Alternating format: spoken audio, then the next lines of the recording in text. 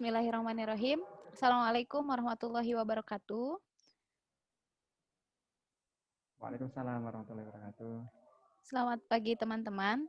Pada kesempatan kali ini saya akan belajar kepada Pak Ajaro atau Aruhandi ya, Kepala Desa Warung Banten yang sangat menginspirasi. Selamat pagi Ajaro, gimana kabarnya? Selamat pagi, alhamdulillah kabar baik. Sehat Sehat ya, walafiat, alhamdulillah. alhamdulillah. Ya, teman-teman, sebelum kita dengarkan cerita inspiratif dari Jaro ini, saya akan perlihatkan terlebih dahulu prestasi apa saja yang sudah beliau dapatkan ketika beliau menjabat sebagai Kepala Desa di Desa Warung Banten, Kecamatan Cibeber, Kabupaten Lebak, Provinsi Banten. Indonesia. Nah, ini adalah prestasi dari Ajaro.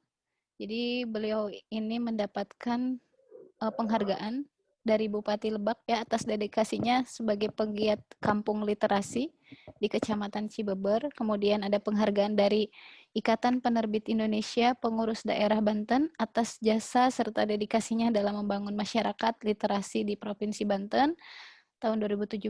Kemudian selanjutnya ada juga penghargaan dari Dinas Perpustakaan dan Kearsipan Provinsi Banten sebagai juara 1 Lomba Perpustakaan Desa tingkat Provinsi Banten. Kemudian juara kelima mewakili Provinsi Banten dalam Lomba Perpustakaan Desa yang diselenggarakan oleh Perpustakaan Nasional. Kemudian penghargaan dari Menteri Pendidikan dan Kebudayaan sebagai TBM Kreatif Rekreatif tahun 2018, kemudian penghargaan dari Satu Indonesia Award tingkat Provinsi Banten sebagai desa inovatif yang mengembangkan pola pertanian alami. Selanjutnya ada penghargaan dari Kemendes PDTT RI sebagai desa prakarsa dan inovatif tahun 2018 ya. Kemudian selanjutnya penghargaan dari Menteri Desa PDTT RI sebagai BUMDes inovatif terbaik 1 tingkat nasional program inovasi desa. Dan yang masih hangat tahun 2020 beliau juga menerima apresiasi 75 ikon prestasi Pancasila tahun 2020 dari Badan Pembinaan Ideologi Pancasila. Kalau tidak salah penghargaan ini langsung diberikan oleh Presiden ya, Ajaro ya? Tapi lewat biasa webinar. Lewat webinar ya, lewat Zoom ya. Virtual, Karena ya. lagi ini lewat virtual karena sedang itu ya, kita sedang dilanda dengan pandemi, semoga segera Pandemi. berlalu. Iya. Baik, Amin, amin. tidak berlama-lama, teman-teman, kita akan dengarkan bagaimana Ajaro ini memimpin Desa Warung Banten sehingga menorehkan prestasi yang sangat luar biasa gitu ya. Mungkin langsung aja ya Ajaro ya. Ajaro sebetulnya kenapa Ajaro memilih menjadi kepala desa? Apa motivasi terbesar Ajaro memilih jalan hidup ini?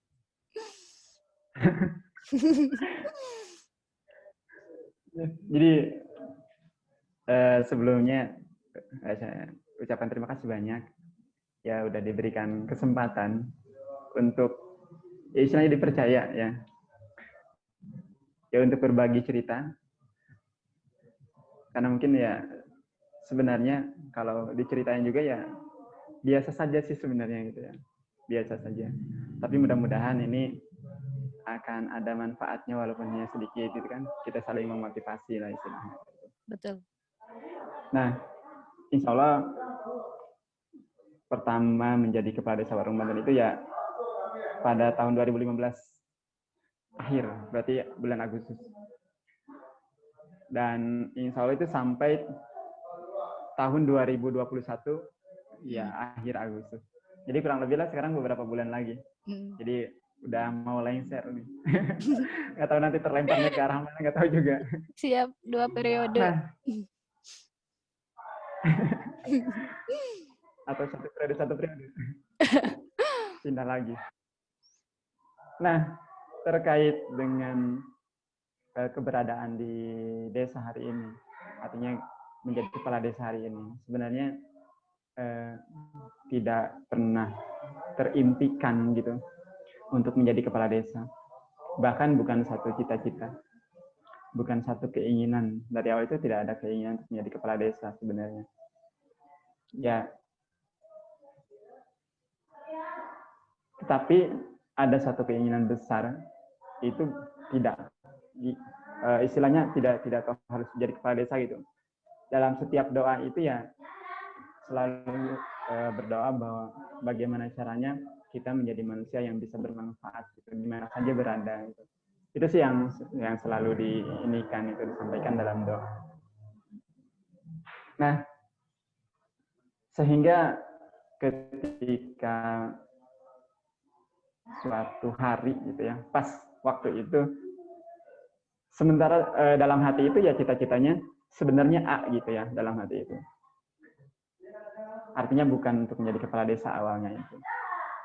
Nah, jadi ingin buka usaha, ingin bertani, kayak itu. Terus banyak orang yang bisa ikut ke situ, lalu kita bersama-sama mengembangkan kampung, daerah sendiri, pengembangan potensi. Nah, sebenarnya hal-hal kayak gitu. Baik dari sisi budaya, agama, maupun dari pemerintah. Karena saya kira kita punya hak, kita punya kewajiban untuk memajukan daerah kita tanpa harus menjadi seorang pejabat gitu. Jadi tidak ada alasan sebenarnya. Nah, cuman memang takdir berkata lain gitu. Yang direncanakan A ternyata ya yang jadi itu adalah B. Jadi beberapa tokoh datang ke rumah, baik dari tokoh pengusaha, terus ada juga tokoh agama, tokoh masyarakat juga. Mereka datang ke rumah, terus ya biasa iseng-iseng nanya-nanya gimana, mau nggak jadi kepala desa gitu, siapa nyalon jadi kepala desa. Ya itu udah pasti jawabannya tidak mau gitu. Jawabannya tidak mau. Sampai berjalan berapa itu, 4-5 bulan kalau salah. Pertanyaan itu terus bergulir gitu, karena belum pas pencalonan gitu ya. Tetapi karena memang posisi tadi itu tidak ada niat dan ngerasa masih banyak sekali kekurangan gitu untuk menjadi kepala desa, kan bukan hal yang mudah gitu. Dari kita hanya memimpin keluarga menjadi ya hanya keluarga, istri, anak, satu waktu itu, terus harus menjadi mimpin sekian orang, kan itu ya sangat jauh gitu sebenarnya antara mampu dan tidak. Nah, tapi pada akhirnya di akhir-akhir mendekati untuk pendaftaran, akhirnya karena memang antusias masyarakat itu lumayan lah kalau istilahnya gitu. Kita yang tidak terlalu ingin menjadi kepala desa, tapi mereka sungguh luar biasa. Dipikir lagi, jangan-jangan ini akan menjadi dosa besar bagi saya ketika orang membutuhkan lalu saya egois dengan keinginan sendiri gitu. Akhirnya izin pertama, kedua, ketiga, beberapa kali ke UMI itu sama sekali tidak diperbolehkan, bahkan nggak boleh lah, karena jadi kepala desa itu katanya takut gitu, banyak orang yang tidak suka bla bla bla gitu ya. Ada serangan ini, serangan itu, lalu bisa-bisa nanti kita meninggal di tengah. Kan hal-hal kayak itu sih yang orang tua itu. Bukan tidak bisa memimpinya, tapi ketakutan itu. Nah, ya dijelaskan secara baik-baik kepada orang tua Umi ya waktu itu, terus saudara-saudara juga. Ini orang mempercaya kita gitu. Padahal waktu itu secara materi di rekening itu saya punya uang 500.000 rupiah gitu. Itu tapi tidak jadi beban hal itu gitu. Tidak menjadi beban. Yang jadi beban itu bukan masalah uang yang tidak adanya gitu, bukan. Karena saya yakin kekuatan ya takdir Allah itu lebih tidak akan ada yang bisa mengalahkan ya takdir Allah. Maksudnya akan ada jalan. Ya, akhirnya disetujui oleh orang tua. Dalam hal inilah yang jadi patokan si Umi itu, kata Umi. Silahkan mangga direstui Umi. Ya, akhirnya udah nih kita bismillah ya. Berjalan. Ya udah dari situ. Soalnya pada dasarnya ya kekurangan dan kelebihan desa waktu itu ya udah tahu. Sudah tahu. Karena kan kita tinggal di kampung, tinggal di desa, dan waktu itu sudah bergerak di bidang sosial gitu, di Karang Taruna. Itu jadi ya mungkin inilah jalan cara Allah untuk kita menjadi orang yang lebih bermanfaat gitu dan lebih mandiri lagi.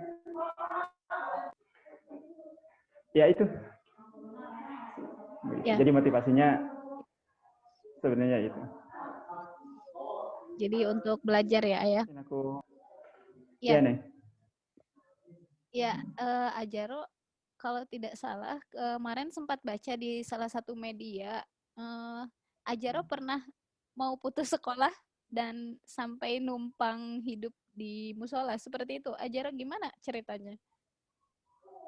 Oh iya. Jadi ceritanya kan sih sebenarnya dari awal juga perjalanan sekolah juga sih tidak semulus ya. Mungkin teman-teman yang mulus gitu ya. Karena banyak juga yang tidak mulus. Ya, tidak semulus teman-teman Ajaro waktu itu gitu. Soalnya kan mulai dari SD, selesai SD waktu itu, mau meneruskan ke SLTA, ke SMP, tidak direstui sama orang tua, sama bapak, sama umi. Karena memang kondisi keluarga, kondisi ekonomi. Kalau waktu dulu kan belum ada yang namanya bos ya, jadi murni kita harus bayar kayak itu. Nah, sehingga habis SD itu 1 tahun nganggur. Waktu itu tinggal di rumah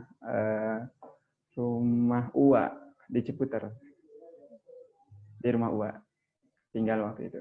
Setengah tahun di situ, ya ikut-ikutan lah sama UA gitu. Istilah nama ngabang berangken pikir gitu ya. Ikut UA ke sawah. Istilahnya ikut, yang penting bisa makan aja. Tapi keinginan sekolah itu, jadi sering nangis karena memang waktu itu kan kalau ke pasar sama UA kan ngelihat anak-anak sekolah ke MTS ya, sering lewat itu ke MTS, ke bawah. Itu sering nangis. Dalam hati dia nangis. Ya, kapan sih bisa seperti mereka itu gitu. Nah, keinginan itu nggak pernah hilang. Jadi pas di rumah UA juga ya selalu berdoa gitu. Ya, terus ya minta jalan keluar untuk bisa sekolah gitu. Nah, setengah tahun di UA, lalu coba ada peluang waktu itu. Jadi peluangnya itu jualan es. Jualan es mambo ya, es lilin. Dulu mah kan di warung Banten kan belum ada yang namanya kulkas ya. Yang punya kulkas itu baru Bang Cikosok. Gitu. Kak Ujang namanya. Dia punya jasa besar lah. Maksudnya pembelajaran waktu itu kemandirian Ajaro mulai dari situ. Biasa pagi-pagi datang ke situ, ngambil es 2 termos ya. 2 termos itu lalu ditanggung. Terus bawa 2. Nah itu berjalan selama setengah tahun. Karena setengah tahunnya di UAS, setengah tahun tinggal di rumah gitu di ini. Tapi ya setiap hari ya itu jualan es. Pagi dibawa, kan jalan ya waktu itu. Bawa ke terminal naik mobil, turun di warung Banten turun ke Cibadak. Di ini lagi, diteng-teng, ditanggul ya, ditanggung. Nah, itu selama setengah tahun. Dan lumayan terkumpul uang, ya beberapa rupiah lah dari situ ditabungkan. Nah, yang paling ingat itu tabungan waktu itu bukan hanya untuk sekolah, tapi untuk beli pangbeasan. Pangbeasan. Apa tuh, Pangbeasan. Buat pangbeasan tempat beras itu yang disimpan di dapur itu. Oh iya.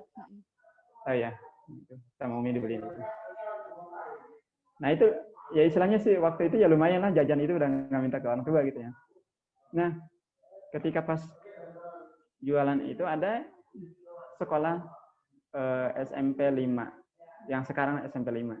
Dulu itu kelas jauh SMP kelas jauh ya. Dari SMPN 1 Cibuber.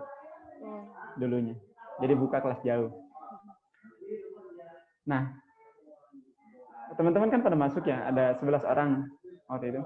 Nah, suka ngomong-ngomong gitu, sekolah. Maksudnya sekolah gitu, ada informasi, ada membuka sekolah. Ya, semangat lah sekolah gitu. Cuman ngasih tahu ke Umi lagi, nggak boleh lagi, sama aja, tetap aja nggak boleh. Akhirnya ya udah, walaupun kurang mengizinkan gitu ya, istilahnya orang tua, akhirnya tetap ikut sekolah sama teman-teman kan, zuhur ya. Jadi jam 1 baru masuk kan gitu ya. Pas panas-panasnya nanjak di lembur kan. Dulu mah belum mengenal yang namanya motor itu, nggak kenal.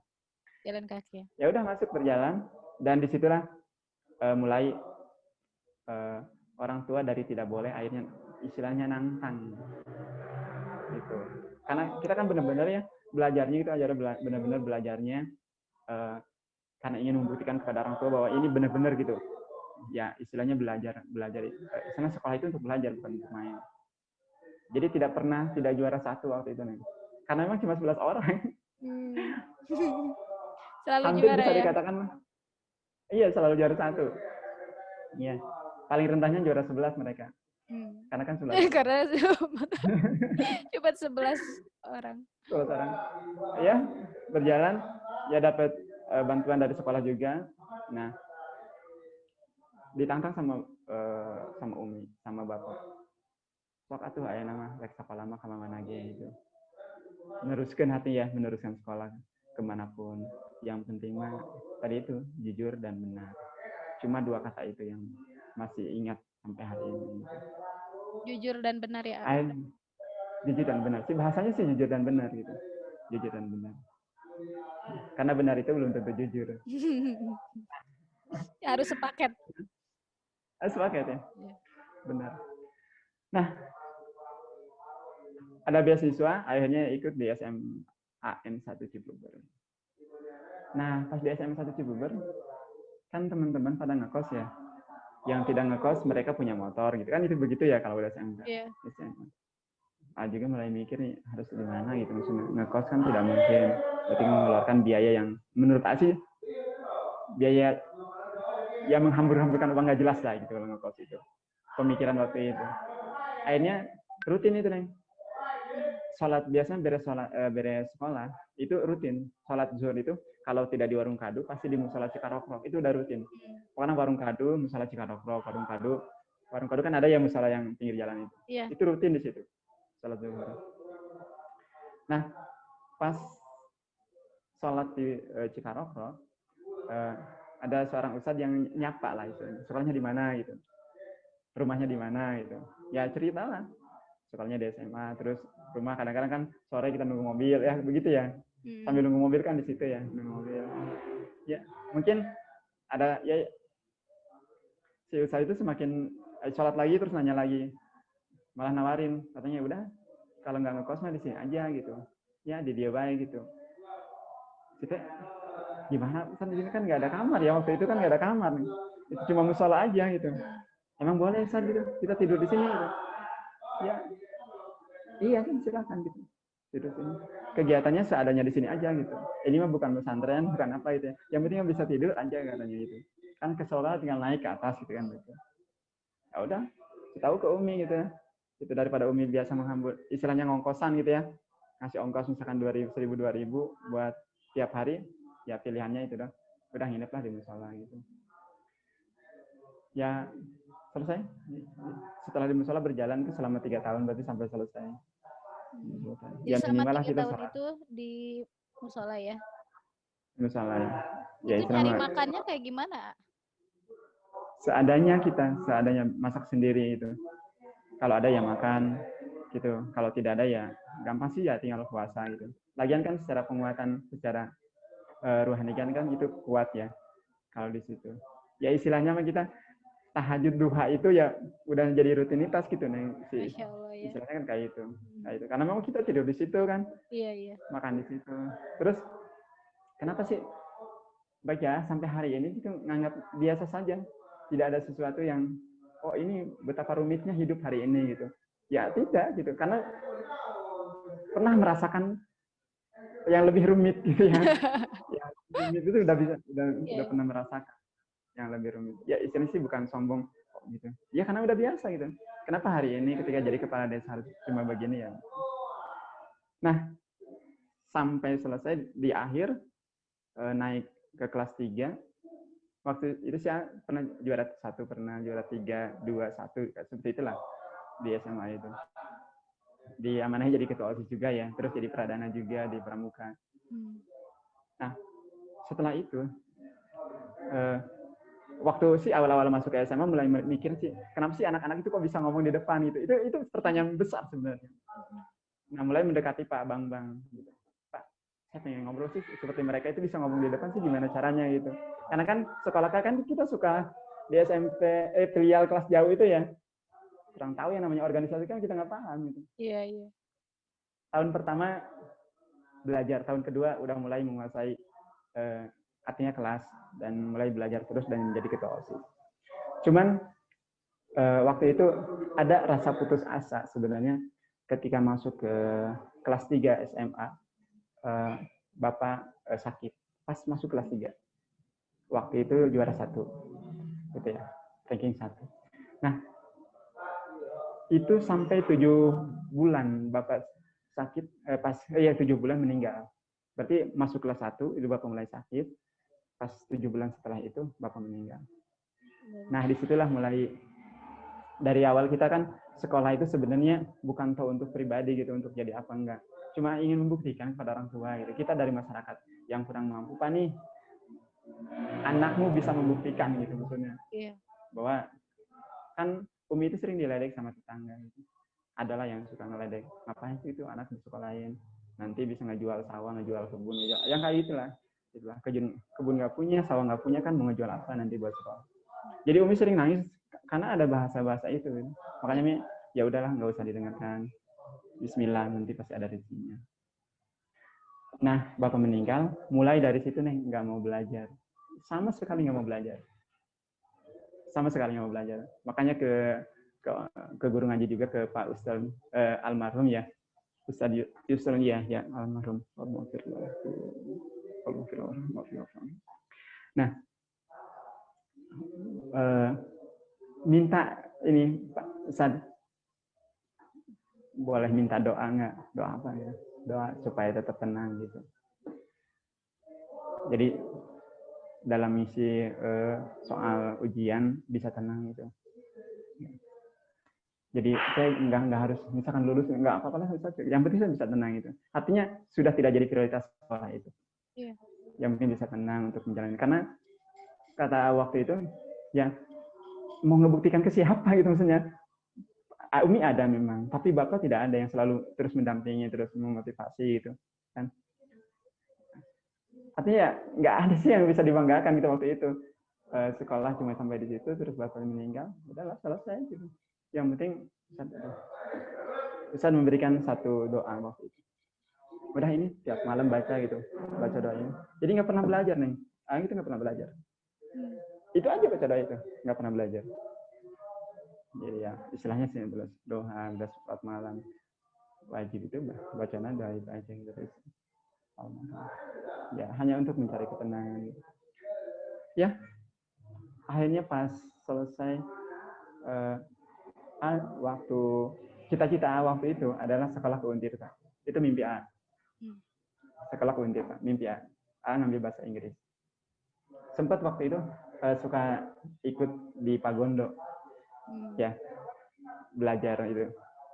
Ikut di Pagondo. Karena memang udah punya rancangan nanti mau sastra Inggris ke Untirta. Itu mimpi besar gitu ya. Dan Umi, Bapak jangan khawatir, nggak usah.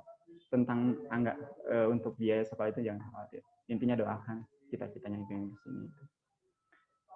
Itu semua hilang. Hilang, benar-benar hilang. Itu gara-gara Bapak meninggal. Oh, iya. Nah, itu hilang. Nah, di pas pembagian rapot ya, ujian A lulus. Kan waktu itu mulai diterapkan untuk UN itu kan. Waktu A itu terakhir, itu mulai diterapkan. Alhamdulillah lulus. Jadi A nggak pernah ketika ngisi ujian itu nggak pernah baca soal, nggak pernah. Cuman baca soal itu ada berapa? Oh soalnya ada 50 misalkan. Ya udah itu aja, itunya berarti pilihan gandanya harus ada sampai 50. Yang penting nggak kosong gitu ya? Yang penting tidak kosong. Ya. Tapi akhirnya alhamdulillah ya izin Allah lulus.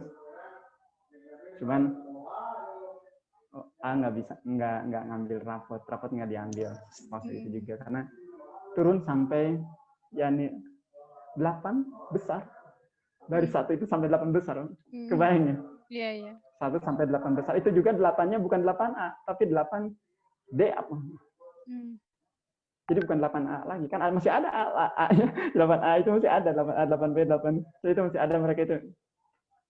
Baru, apa ya, jangan. Udah, akhirnya ya memutuskan untuk selalu dengan Umi gitu. Ya pulang waktu itu, ya udah. Hari ini ya dedikasi hidup itu ya cukup dengan Umi saja gitu.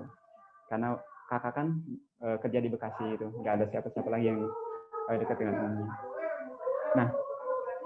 Nah di setelah itu ya udahlah cukup, istilah kebahagiaan itu sampai di situ gitu. Bisa baktikan diri ke Umi, ke kebun dan lain sebagainya yang bisa kita kerjakan ya kita kerjakan. Nah di situ ada seorang guru namanya Bu Yeti. Apa Bu Yeti ya, Pasir Nangka? Ya, masih saudara. Ya. Bu Yeti datang apa ke rumah apa ke musa, lupa lagi. Dia datang, sekolah nggak kepikiran lagi lah, udah nggak ada gitu, nggak ada keinginan gitu. Ku ibu rek dianjaknya channel rencana gitu, rek dititipkan soalnya gitu, misalkan cuma sampai di dia gitu. Dulu kan aku sempat maksudnya biaya di mana gitu ya sekolah kayak itu, enggak, pokoknya dititipkan gitu. Ya di bonceng ku ibu didaftarkan ke warung lami waktu itu. Ketika itu didaftarkan, ya udah dititip di sana gitu. Dititip, makanya itu udah nggak aneh nih ketika mau UTS bikin perjanjian. Insya Allah Pak, saya nanti berapa minggu ke depan nanti saya bayar. Kan biasanya kalau mau UTS itu harus lunas dulu ya. Itu yang di warung lame apa? Sekolah apa? STAI Wasilatul Falah itu. Oh. Tapi kelas jauh ya, kelas jauh. untuk bayar. Iya, kelas jauh. Nah, cuman ngambil nggak S1-nya, ngambil D2 dulu waktu itu. D2 PGSDMI. Karena ngerasa takut kalau langsung S1 takut nggak nyampe gitu. Tapi kalau misalkan kita kredit dulu, D2 dulu gitu kan. Nah, ya dari situ ada pertemukan dengan beberapa teman yang sangat baik mereka gitu. Pernah sampai dikasih rekening di ATM mereka. Ya udah ini pakai aja gitu. Ini masanya gitu. ATM. Nanti kalau udah ada uang baru nanti bayar. Itu sampai kayak gitu. Alhamdulillah istilahnya ditemukan teman-teman. Tapi ya belum pernah pakai uang mereka. Jadi tetap ya Umi dari kebun, terus ya dari saudara gitu. Ya istilahnya jual cabai terus ke kebun. Itu udah biasa. Bawa ke Cikoto lalu jual dapatnya itu di sekolah. Itu sih mungkin yang akhirnya jadi hari ini itu.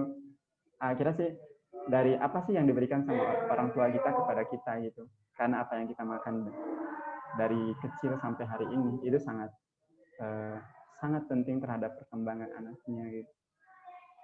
Kalau selalu memberikan hal yang baik, insya Allah darah dagingnya itu akan mengalir darah daging yang baik. Masya Allah ya. Itu akan positif lah sering. Iya. Ya, sampai di situlah perjalanan untuk D2, ketemu dengan orang-orang baik, mulai udah nggak aneh lah sih, maksudnya ya pahit manisnya udah mulai terasa waktu itu. Iya. Jadi itu sekolah yang tadi jarak jauh itu atau kelas jauh itu, tapi sampai selesai ya? Nah D2 sampai selesai, waktu itu sampai selesai D2 selesai, lalu diamanahi jadi, kalau dulu mah kan BEM ya, presidennya mahasiswa, tapi untuk kelas ini jadi jadi koordinator. Mulai di situ mulai mengembangkan, ada rasa semangat lagi mengembangkan berorganisasi lagi gitu, mulai mengembangkan dengan teman-teman, mulai orang luar gitu. Dulu mulai masuk ke satu perkumpulan mahasiswa gitu, mulai belajar di situ. Jadi selesai D2 selesai. Udah mulai kerja waktu itu nih. Udah mulai ada yang mempercayai untuk kerja. Dulu sih honor dulu ya, honor. Cuman honor keluar, ada yang percaya untuk kerja gitu di program pemberdayaan masyarakat itu. Jadi mulai ya istilahnya untuk uang kuliah dan lain sebagainya sih udah nggak khawatir, bahkan kita udah bisa ngasih ke Umi gitu kan, udah bisa berbagi. Nah, terus lanjut ngambil S1-nya, S1 waktu berarti kalau ininya SPDI ya. Cuman memang itu bukan keinginan hati gitu nih. Intinya mah sih kalau udah yang penting kuliah gitu. Soalnya Allah lebih tahu apa yang akan terjadi pada diri kita gitu. Kita ikhtiarnya udah kuliah, kita nambah ilmu, nambah wawasan, ketemu sama teman-teman. Ya gitu sih sebenarnya perjalanannya. Cuman ya satunya langsung dirangkas. Oh, Karena waktu itu kan nggak boleh itu kan, nggak itu boleh kelas jurusan jauh. apa? Tarbiyah. Oh, tarbiyah. Ngambil tarbiyah. Jadi Jadi nggak tadi nyambung ya Neng. SMP. jadi sebetulnya kemampuan tadi ya public speaking, kemudian berorganisasi itu memang udah diasah sejak sekolah ya, sejak SMA tadi ya. sudah mulai ada keinginan itu sudah muncul. Ya. Terus Dan tadi ini punten ya Neng. ya Takut lupa maksudnya. Dan selama di musola itu selalu disuguhi buku-buku kayak Hidayah, terus buku-buku oh, Sabili, itu udah makanan sehari-hari itu. Sabili itu. Kalau hafal sih enggak gitu. Yang jelas sih intinya tulisan apapun ya konsumsi itu. Jadi rajin baca juga ya Ayah? Baca sih dulu udah keinginan kuat, cuman dulu kan nyari buku itu susah. Jadi hanya membaca buku-bukunya Ustadz ya, almarhum mereka. Ini buku-bukunya ini sama membaca, tapi bisa kembali lagi itu. Makanya pas kerja udah mulai langganan buku waktu itu. Pas udah kerja udah punya pendapatan itu udah rutin setiap hari Minggu langganan buku dari Rangkas dikirim gitu ke tempat kerja, itu udah biasa. Jadi udah mulai mencintai buku ya dan rajin baca bukunya.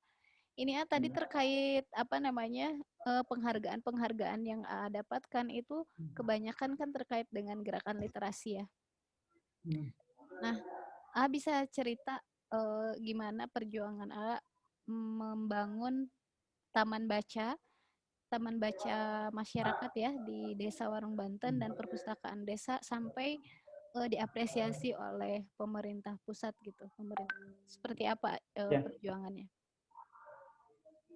Jadi sampai hari ini begini gitu ya. Itu kan karena perjuangan dan pertolongan ya syariatnya si orang-orang baik gitu. Bukan toh AA saja kan. Terus kalau AA harus membalas budi baik mereka, itu sudah nggak mungkin. Karena mereka orang lebih sukses daripada AA gitu. Dari sisi materi dan lain sebagainya. Maka dari situ mulai mikir. Berarti AA harus bisa membantu orang-orang yang tidak mampu di bawah AA. Yang mereka tidak mau sekolah SMA tapi tidak mampu. Itu wajib gitu. Terutama yang maaf ya, punya penghasilan rendah orang tuanya. Nah,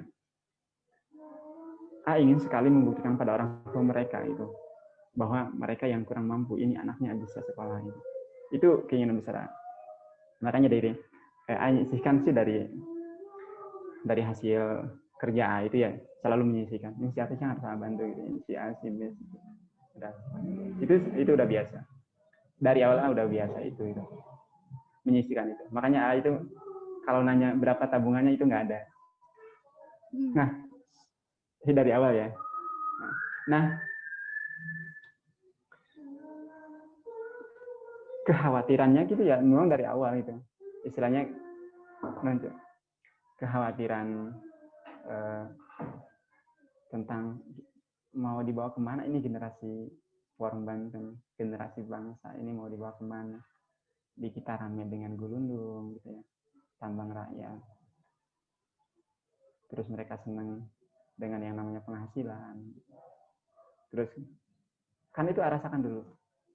Bayangkan sekolah, mereka bekerja, mereka pulang bawa uang, cuma bawa kertas. Itu masalah besar di kampung ya nih, kayak itu. Masalah besar di kampung. Istilahnya jadi ya justru kenapa sih akhirnya jarang yang mau sekolah gitu. Jarang ingin orang tua yang mendukung tentang pendidikan karena memang begitu. Nih anak si ini kan udah masih kecil juga udah ada pendapatan gitu ya, merek ya sakit. Lebaran mereka beli baju bagus, main kemana gitu ke pantai dan lain sebagainya gitu dengan pakaian yang gagah gitu. Sementara kan, nah biasa masak itu udah biasa. Semenjak SD udah biasa masak. Jadi Umi ke kebun udah selesai masak di rumah itu udah biasa. Nyuci piring itu udah rutinitas dari SD. Jadi bukan dari SD udah biasa. Nah, jadi pas khawatir itu sedih sih gitu kan. Mencoba untuk baktikan ke orang tua gitu. Begini. Tapi kenapa mereka cuek? Padahal itu bisa mereka lakukan. Begitu pula dengan sekolah gitu ya, dengan pendidikan, dengan pengembangan sumber daya manusia gitu. Nah, akhirnya itu kan sebelum aja di kepala desa. Nah, dan peluang itu kecil. Kebijakan itu tidak mudah gitu ketika waktu itu. Karena masih ada di tingkat-tingkat ini kayak gitu. Ada istilah kalau di kampung mah ya tak mual ngaluhuran sirah gitu. Karena memang ketika kita mau berkembang mereka wah anak saha gitu. Yang dilihat ya orang tua gitu. Orang tua kan saudara-saudara nggak ada yang lulusan SMP. Sebelum A itu nggak ada yang lulusan SMP. Sebelum A. Jadi A mulai pendobrak. Saudara-saudara itu mulai masuk SMP, SMA lalu kuliah. Gitu. Nah, ketika terpilih menjadi kepala desa, maka ini peluang, menurut Asia itu peluang bagus itu maksudnya. Yeah. Peluang bagus. Biarkan mereka berkata bahwa orang Bani itu tidak maju dengan fisiknya kayak itu. Biarkan mereka berkata tentang Jaro Ruhandi itu istilahnya tidak gaul, kuno, kurung batok. Karena tampannya yang memang hanya seperti itu saja. Hari ini bukan mencoba tentang aturannya harus pakai hijab. Ya yang begini gitu. Ya udah semua. Iya, apa adanya. Ya apa adanya gitu. Nah, itu harus nyampe gitu ke generasi muda gitu. Harus nyampe hal itu. Makanya mulailah ngobrol-ngobrol dengan teman-teman. Kan sedihnya gini nih. Kuliah katanya biar istilahnya habis. Tetangga. Iya, anak sekolah 15 juta dikirim. Saya juta-jutaan lah istilahnya gitu. Sekolah lagi di habis sekian kayak itu. Terus pas pulang tidak ada sumbangsi sama sekali lalu sekolah itu untuk apa gitu. Jadi sekolah itu seperti hanya memamerkan kesombongan gitu bahwa keluarga saya itu mampu menyekolahkan ini dengan anggaran sekian. Iya. Nggak ada makna yang positif gitu kalau ngelihatnya sih begitu ya, Neng. Maaf bukan menginikan anak-anak yang sekolah gitu. Nah, sementara itu sangat bertentangan dengan diri anak gitu. Dulu sekolah tidak ada puluh-puluh juta itu maksudnya. Tapi selesai sekolah gitu. Nah, itu kan perbandingannya bukan dengan orang lain, tapi pernah merasakan itu gitu. Yeah. Maka mulai ayo ajak kita ngumpul. Gimana kalau kita mulai bikin tempat baca, bukan taman bacaan sih dulu, tempat baca. Kan nggak paham. Yang namanya TBM kerusakan itu nggak ngerti lah waktu itu juga. Ya taunya ada buku, lalu kita kumpulkan, lalu kita baca bareng di situ. Nah, maka akan punya beberapa koleksi buku waktu itu ya. Istilahnya yang boleh dibaca sama mereka dan yang mungkin yang tidak boleh kan udah pilih-pilih. Iya. Ada sih waktu itu ada 21 ya. Ya 21 judul buku. Nah, ya udah punya ini kata, lalu sisanya kita keliling untuk minta itu ya, makanya terkumpul 100 buku itu dengan buku pelajaran itu punya. Itu keliling kampung. Keliling kampung Cibadak tapi yang kampung Cibadak. Jadi anak-anak relawan kan 25 orang waktu itu. Udah keliling kampung. Jadi tapi diumumkan dulu bagi siapa yang mau sedekah buku silakan. Nanti ada anak-anak pelajar yang keliling. Ya itu dikumpulkan di situ. Nah, disitulah mulai tantangan mulai bermunculan. Yang seharusnya kan dukungan besar ya dari orang-orang keren itu. Tapi justru malah jadi hambatan katanya. Mungkin bagi mereka itu ada satu kayak ngapain sih kepala desa gitu harus ngumpul-ngumpul begitu gitu. Kegiatannya ditanya lagi TBM, tanya lagi ngobrol sama anak-anak gitu. Lalu desa mau dibawa kemana? Terus mereka tahu nggak isi desa itu apa sih sebenarnya gitu? Iya kan begitu ya. Nah, tapi kata sih nggak usah sih berdebat hanya masalah itu. Udahlah jalannya aja. Karena sesuatu itu bisa dibuktikan itu tidak usah dengan perdebatan, tapi dengan bukti yang nyata. Walaupun lumayan telat gitu ya, lambat, tapi mereka akan tahu, oh dari sini itu bisa begini gitu. Dan itu bukan dari anak-anak kecil nih, bukan dari orang besar yang selalu menghina itu. Ngobrol dengan kepala desa yang lain, gimana kalau kita bikin ini itu, ayo misalnya bikin tempat baca ya, pasti jawabannya dari dulu juga kami mau udah ada gitu kan gitu ya. Udah ada Pak dari dulu juga perusahaan itu, bukunya banyak gitu. Itu jawaban-jawaban yang memang dari teman-teman kepala desa ya, karena mereka gitu. Nana itu pula kalau ditanamnya gorengan jadi masalah nuhun Mak. Ya, coba tetap dijalani hal tersebut. Alhamdulillah ya Allah mempertemukan kembali dengan teman-teman yang ternyata punya di luaran sana itu banyak orang yang punya ide, tapi memang kita belum bertemu gitu. Dan akhirnya di situ dipertemukan, diperkuat dengan teman-teman jaringan. Tapi sombongnya, artinya berarti gerakan literasi itu sebenarnya stagnan. Iya. Ada teman-teman yang nanya, Pak, kumaha eta cara nyeun TBM, nyeun proposalna ka mana di bawahna? Gitu. Anggarannya gimana? Dan lain sebagainya, selalu itu yang dipertanyakan.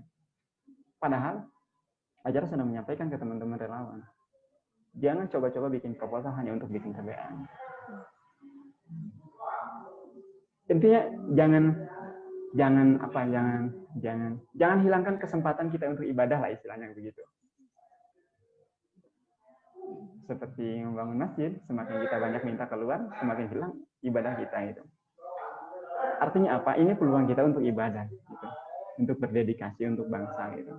Udah sekemampuan kita. Kalau orang mau lillahi ta'ala ikhlas gitu mau bantu, ya itu alhamdulillah. Kalaupun tidak, cukup buku 1 itu udah luar biasa, udah cukup sebenarnya. Gitu. Tapi keluar dari orang-orang yang punya keinginan untuk membangun bangsa lewat gerakan literasi. Ya, itu sedikit gambaran sih tentang kenapa akhirnya mungkin Warung Banten didengar gitu. Karena pertama adalah Jaro, kepala desa. Mungkin itu bisa jadi kita terus peluang ayah untuk ngobrol kan bisa. Lalu 2017 langsung jalan ke Yogyakarta itu sih mulai mereka, artinya orang segagah apapun berbicara tentang gerakan literasi, tapi ketika ditanya mereka hanya sebatas punya TBM saja. Realnya Taman baca masyarakat aja ya. Iya, jadi ada tempat gitu. Oh, tempat saya udah keren, sudah secara fisik gitu ya. Secara fisik rata-rata hampir seperti itu. Tapi ketika ditanya apa yang sudah dilakukan, ikhtiar apa sih yang sudah dilakukan gitu? Ya, rata-rata sih belum. Mereka masih berharap dengan TBM, adanya TPKBM, nanti dapat anggaran, iuran dana, lalu kita melaksanakan. Tidak anggaran, lalu kita balik lagi ke nol, dan dibiarkan begitu saja. Itu. Itulah TBM. Walaupun tidak semua, tapi hampir rata-rata. Karena yang bertanya ke ketika ingin mendirikan TBM, sebelum mereka tahu tentang pasti nanyanya, proposalnya Pak, minta contoh proposalnya Pak, mau bikin TBM, nanti dikirimnya kemana, minta dibimbing. Makanya jelaskan. Gitu. TBM itu cukup 1 buku, tapi keluar dari orang-orang yang ikhlas. Karena ini gerakan membangun bangsa secara gerilya, sosial gitu. Membangun dari masyarakatnya sendiri ya. Ya, masyarakat untuk masyarakat itu. Dari masyarakat. Apalagi keinginan dulu lebih besar lagi nih. Kepala dinas, kepala sekolah dan lain sebagainya. Para pejabat tinggi negara lah istilahnya, mereka wajib punya TBM di rumahnya masing-masing. Coba kalau yang mereka sampaikan itu bukan program, tapi keinginan hati untuk mendirikan itu keren sebenarnya. Tapi kan mereka hanya menyampaikan, Pak saya dari program, ini ada perpustakaan TBM, boleh Bapak nanti akses bukunya dengan cara begini. Itu nggak keren, karena program gitu. Ada program ya. Tapi dapat program. Begitu. Keren. Itu gimana cara mengajak para relawan yang 25 tadi? Nama TBM-nya apa ya? TBM Kulimaca ya. Nah, gimana tuh menggerakkan para pemuda untuk mau ikut mendukung visi yang AA bawa gitu. Nah, sangat gampang sih waktu itu karena AA udah deket dengan mereka. Dan mereka udah tahu AA gitu. Kalau untuk itu gampang. Kalau awal itu gampang. Susahnya itu ketika sudah mulai ada keinginan-keinginan pribadi. Masalah-masalah pribadi gitu misalnya. Kan tidak akan terlepas dari masalah itu nih. Misalkan ini ada ceweknya ada berapa, terus cowoknya ada berapa, lalu mereka sedikit yang masalah itu mulai agak sedikit keganggu dengan itu sih sebenarnya. Karena masalah anggaran udah dibilangin, kita tidak ada yang gaji, kita tidak ada yang ngasih uang, tidak ada yang ngasih honor. Yang ikhlas silahkan kita terus jalan, yang tidak ikhlas boleh lab. Left group. Silakan boleh, itu bebas, sangat bebas. Ya, sehingga sampai walaupun misalkan hari ini hanya A saja gitu ya, tapi tidak sih mereka ikut jalan gitu. Ya, udah siap nih maksudnya. Nggak gara-gara mereka nggak ada lalu misalkan ini hilang, nggak seperti itu. Ya tetap udah. Makanya kenapa sih rumah A itu ya perpustakaan. Kalau rumah yang kecil itu kan rumah A ya, itu kan semuanya buku juga kayak itu. Masalah biar mudah mereka masuk keluar rumah, tidak sungkan dan tidak ada peluang kita untuk bingung gitu. Iya, untuk iya. gitu. Karena ada gitu sih. Ya, tadi terkait dengan literasi, selain para pemuda yang AA dekati ya istilahnya, bagaimana dengan orang tua? Apakah juga melakukan pendekatan yang sama? Jadi ya tadi tuh tujuan gerakan literasi itu ya, gerakan literasi kan kalau awal-awal sih dengar gitu literasi itu lebih fokus ke anak-anak pelajar gitu ya seperti itu. Tapi kan dari mana literasi itu sendiri kan itu bebas kita memaknai literasi itu apa gitu. Kalau orang kan literasi itu baca tulis, baca tulis. Padahal kan literasi itu satu cara kita untuk merubah hidup kita yang kurang baik menjadi lebih baik. Ya itulah literasi. Berarti itu berlaku untuk siapapun. Bahkan hari ini kita begini, ya ini adalah gerakan literasi. Gitu. Saling berbagi informasi. Nah, sehingga simpulkan bahwa apa ya? Ya masyarakat mereka yang tidak pernah sekolah pun itu mereka wajib kita dekati. Yang mereka udah bisa baca, kita suguhkan buku sesuai apa yang mereka inginkan. Gitu. Kalau mereka petani, ya sementara jangan dulu dikasih perbengkelan gitu. Ya kasih buku-buku yang memang hubungannya dengan pertanian alami, pupuk dan lain sebagainya. Nah itu yang memang ada hubungannya. Mereka yang senang dengan berkebun ya kasih buku berkebun. Ibu-ibu ya kasih buku resep masakan gitu. Nah hal itu sih itu yang dilakukan gitu. Maka mulai diobrolkan gitu. Kalau ibu-ibu sih ke istri, Bun, kira-kira ibu-ibu senang nanam sih Bun. Nanti kita di tempat kumpul ibu-ibu di TK itu kan di PAUD ya. Iya. Nanti daripada mereka ngobrol kemana kesana kemari ya mendingan kita tempatkan itu buku-buku bacaan yang hubungannya dengan ibu-ibu gitu. Terus di pos ronda ngobrol-ngobrol dengan kelihatan Bapak PW ini punya potensi. Nanti Pak, nanti saya siapkan bukunya Pak, nanti Bapak boleh baca, siapapun boleh baca, boleh dibawa ke rumah, yang penting nanti bawa balik lagi ke sini gitu. Boleh sampai rusak boleh, sah atau gitu. Itu boleh. Tidak dibalikin juga boleh. Karena buku ini bukan milik saya, yang penting Bapak baca gitu. Yang tidak boleh itu dibiarkan. Tergeletak, tidak dibaca. Jadi tidak diberatkan dengan Pak, awas jangan membaca, nanti perlu dibalikin dia, lamun dibalikin dia nanti Bapak baca. Nah, tidak berpengaruh gitu lah. Iya. Terus yang ternak terkesan bahwa ternak itu ya istilahnya ya kamu cuma peternak gitu sebenarnya. Kamu cuma ya sehari begini ngambil rumput dan lain sebagainya. Kamu mulai masuk ke situ, kamu peternak. Tapi harus beda dengan peternak tahun lalu. Ini udah disuguhkan buku. Kalau lagi pusing-pusing dan ada waktu dibaca bukunya. Terus di pos ronda juga sama. Gitu. Bolehlah gaplek kayak itu. Kurang suka ya, kurang suka. kalau ngelihat dia gaplek itu langsung. Hmm. Cuman kalau kita misalnya menghalangi langsung, jangan gaplek misalnya, ulah gaplek, temenan gitu. Dengan alasan bla bla bla. Kurang bagus juga gitu. Iya. Kurang bagus juga. Nah ini udah, istilahnya sih, walaupun hanya yang berubah satu orang saja gitu, pendapat sih dari 1000 hanya satu orang yang berubah, bagi A itu ya sudah keberhasilan gitu. Dan keberhasilan yang terpenting bagi A bukan masalah orang ikut dan tidak ikutnya, tapi istiqomah kita untuk terus bergerak gitu. Itu sih bagi A itu nih. Intinya nggak harus orang ikuti apa yang A sampaikan itu harus diikuti, nggak harus juga. Gitu. Kita bukan malaikat, kita bukan Allah gitu. Nah, naudzubillah, kita bukan itu. Kita nggak bisa membolak-balikan hati mereka, karena hanya Allah yang bisa membolak-balikan hati manusia. Tugas kita ya ikhtiar untuk bisa merubah menjadi lebih baik.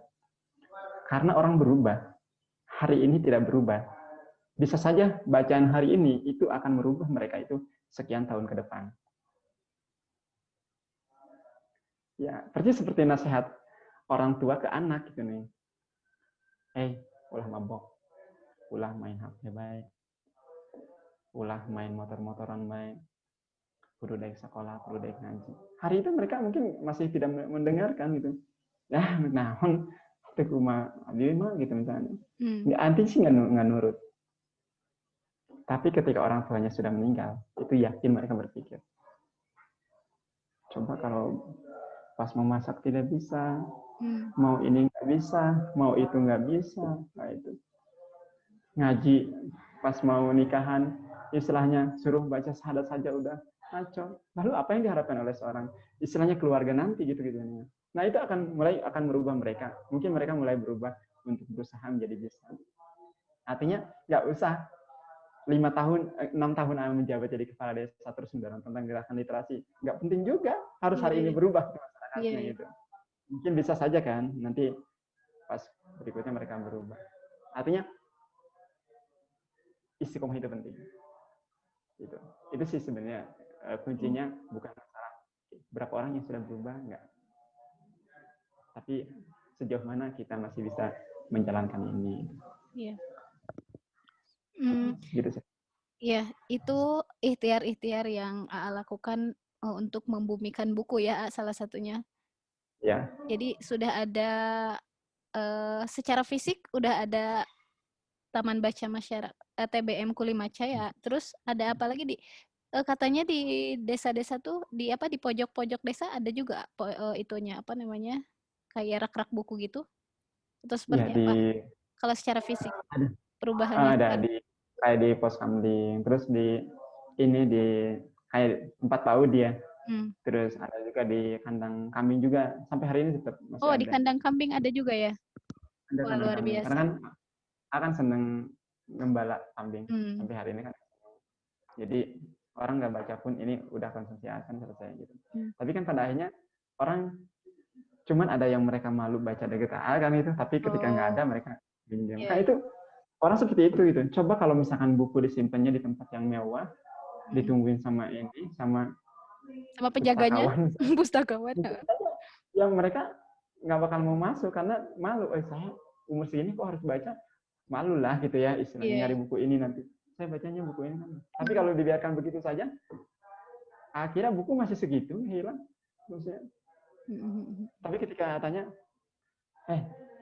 anak-anak misalkan ke daerah kandang kambing ya, misal ngalas dulu gitu. Cuk, nanti buku ya ke rumah Jaro, bukunya seueur sih 400 itu datang anyar, buku buat anak-anak ini datang ya, nanti main gitu, sambil main. Bawa yang lainnya gitu. Apa nabi di sini sok baca di kandang dirinya, sok yang abah ngobrol sini. Kami sok baca yang baru datang kita baca. Nyatinya sebenarnya itu menurut aku gitu ya solusi biar orang bisa baca kapan saja gitu nih maksudnya. Iya. Bukan disimpan di tempat-tempat mewah tadi ya, tapi di tempat-tempat yang memang masyarakat mudah untuk mengaksesnya gitu ya. Mudah untuk mengaksesnya. Jadi nggak usah ada daftar hadir. Gitu. Pertanggungjawaban kita ya nggak usah. Gitu. Makanya sampai hari ini ya kita ya secara administrasi kecuali yang dipertanggungjawabkan baru ya. Tapi kalau secara ini ya udah dibebaskan aja begitu. Nggak apa-apa. Jadi buku yang selama ini ada di Desa Warung Banten itu tadi dari mana aja? Selain dari masyarakat ya? Nah, yang paling banyak itu dari relawan dari luar. Oh, Terus dari mulai luar. dari perpustakaan, kita dikasih juga, mulai dari forum-forum TBM, Hmm. dari para pengusaha, dari mereka yang bekerja sering baca lalu buku numpuk, terus dari para mahasiswa. Cuma dari semua kalangan itu, termasuk dari uh, Neng Elsa Destriapani pernah tercatat namanya, pernah datang membawa Alhamdulillah. buku yang insya Allah bentar lagi S2-nya selesai. Nah, Amin, amin. nanti gue jadi dosen. Nah, Amin, amin ya Allah. nah itu sih Nek, yang dilakukan. Dan di luar kecamatan juga, alhamdulillah karena sering dimintai sama teman-teman dari Untirta juga, mahasiswa Untirta yang melakukan KKN gitu, suka ngundang untuk ngisi-ngisi acara di desa-desa di luar kecamatan Cibober. Udah tersebar sih banyak yang udah ngisi acara gitu, mulai dari Sarang juga ada. Nah di situ sih mulai belajar juga dari mereka gitu. Syaratnya sih kita yang menyampaikan informasi tentang itu, tapi pada dasarnya kita belajar gitu dari setiap tempat, termasuk gerakan pertanian alami juga. Alhamdulillah sudah tersebar beberapa relawan yang memang bareng-bareng kita membuka TBM. Kalaupun tidak membuka TBM, kita mulai bergerilya untuk memperbaiki desa lewat ya coretan-coretan kecil lah yang kita lakukan seperti itu. Yeah. Artinya mulai membuat buku-buku kecil kan. Yeah. Itu, jadi bukan hanya Warung Banten saja sebenarnya gerakannya itu, tapi sudah di luar. Ya, itulah kisah dari atau cerita dari Ajaro Ruhandi, bagaimana beliau membumikan buku sehingga masyarakat mulai mencintai buku seperti itu. Silahkan Ajaro untuk closing statement-nya mungkin dipersilahkan. Nah, motivasi terbesar dari itu dari seorang guru ketika di Yogyakarta. Waktu Aziz ngisi acara itu, kita teman-teman diskusi. Jadi 3 hal yang memang tidak boleh kita lupakan. Berziarah, istiqomah, dan menabur berkah. Kenapa harus kita berziarah? Artinya kita harus kembali mempelajari apa yang sudah terjadi di belakang. Kembali. Jadi jangan pernah melupakan hal-hal yang sudah terjadi sebelumnya. Seperti yang dilakukan oleh para pahlawan kita, pembela bangsa, pendiri bangsa, mereka yang terus berjuang memerdekakan bangsa ini. Sangat luar biasa, para kiai dan lain sebagainya. Nah, kalau kita baca tentang mereka, atau mungkin teman-teman sudah baca, mereka itu tidak pernah terlepas dari nulis buku, baca buku. Mereka banyak yang sering dipenjara, keluar masuk penjara, tapi keluar dari penjara mereka ada satu perubahan yang luar biasa, mereka bawa buku. Di penjara saja mereka sudah bisa bikin buku gitu. Kita yang masih ini hidup bebas, kenapa kita tidak mau membaca itu gitu? Kenapa kita tidak mau menulis gitu? Karena sejarah bisa diabadikan itu lewat buku. Peradaban itu bisa berlanjut itu lewat buku. Cerita bisa bohong. Dan hari ini saya hanya bisa bercerita hari ini mungkin gitu. Kalau tidak ditulis, saya meninggal, selesai sudah. Siapa yang mau bercerita? Artinya, insya Allah doakan. Nanti kita akan tulis di dalam buku. Mungkin bisa jadi manfaat kayak itu. Termasuk teman-temanku. Ya. Salam literasi. Salam literasi. Semangat. Salam literasi. Assalamualaikum Waalaikumsalam warahmatullahi wabarakatuh. Jadi salam literasi dari pelosok negeri. Gitu ya, Ayah? Ya. Baik teman-teman, itu perbincangan atau hasil obrolan kita pada pagi hari ini dengan Ajaro terkait literasi. Nah, nanti kita akan ngobrol-ngobrol lagi dengan Ajaro dengan tema yang berbeda, bagaimana beliau mengawal desanya terkait dengan infrastruktur, kemudian ekonomi lokal masyarakat, dan lain sebagainya. Jadi teman-teman silahkan pantau saja nanti di channel Elsa Destriapani. untuk mengikuti kisah-kisah inspiratif dari Ajaro ini. Begitu ya teman-teman, terima kasih banyak yang sudah nonton sampai akhir. Kurang lebihnya mohon maaf. Assalamualaikum warahmatullahi wabarakatuh. Terima kasih ya Waalaikumsalam. Ajaro, terima kasih banyak. Waalaikumsalam.